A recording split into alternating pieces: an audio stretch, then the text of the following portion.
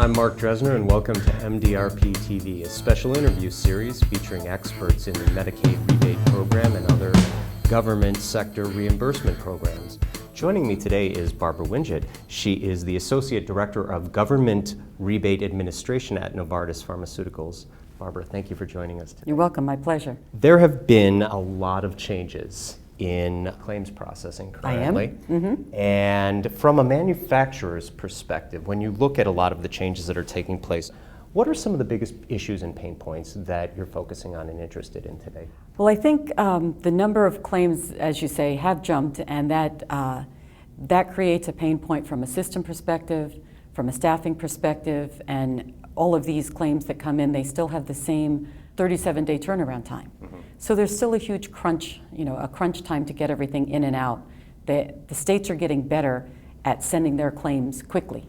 It used to be that over a quarter's time, states would start sending their claims in, and then they would kind of dribble in. So it was nicely spread out a little bit across the quarter. Nowadays, since states can pull the RPUs within like 3 days of CMS getting, finalizing them in their system, and so they start generating their claims 2 or 3 weeks sooner. What sorts of new challenges does this introduce for you? Well, healthcare reform that was passed in 2010, that created a large challenge for not only on the claims processing side where I am, but all across the whole GP suite. But from a claims processing perspective, it introduced the Medicaid managed care claims. So states that had managed care, Medicaid managed care, they could now submit claims to manufacturers to get Medicaid rebates paid on their managed care claims, as well as their fee-for-service claims. They were not ready to turn those around quickly. So over time, we've gotten claims from, in my company, I've gotten, seen claims from about 28 states. But you don't know when they're going to come in. And they just arrive with their regular fee-for-service claims, and all of a sudden there's one that says it's for MCO claims, and you've got to adjust to that as well. Every time there's a new claim coming in, at this point there's one more claim that's got to get turned around in a short amount of time.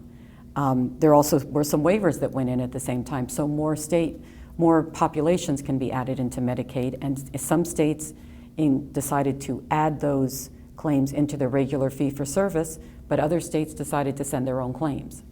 I think planning is very important.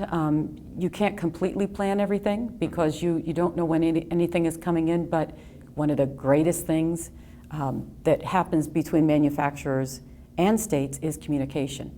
Some states are very good about sending stuff out and say, these are coming, we're not quite there with systems, but we think it's going to come out the end of this year, or maybe the beginning of next year. So you can't necessarily plan so far as setting anything up, but at least you know it's coming.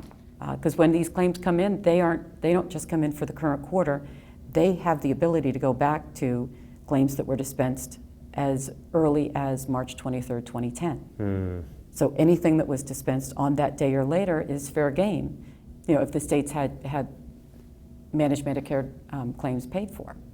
That's quite a challenge, is the stress that it puts on the existing systems. Right. And the planning for it is just, kind of not letting it get you by surprise and recognizing that the change is going to happen. Makes it tough, but. Great points to think about. I think that you've given a lot of our audience something to digest here, Barbara. So I want to thank you very much for sharing with us and being so candid today. It was a pleasure to have you. Pleasure to be here. Until next time, I'm Marc Dresner. Thanks for tuning in.